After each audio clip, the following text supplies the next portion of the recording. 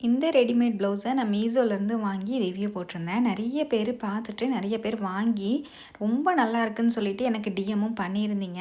இப்போ மறுபடியும் வந்து ஆஃபரில் வந்திருக்கு. நம்ம ஃபாலோவர்ஸ்க்காக 24 ஹவர்ஸ்க்கு ஆஃபர் போயிட்டுருக்குங்க. இந்த ஆஃபரை கண்டிப்பாக யூஸ் பண்ணிக்கோங்க. வாங்காதவங்க வாங்கிக்கோங்க.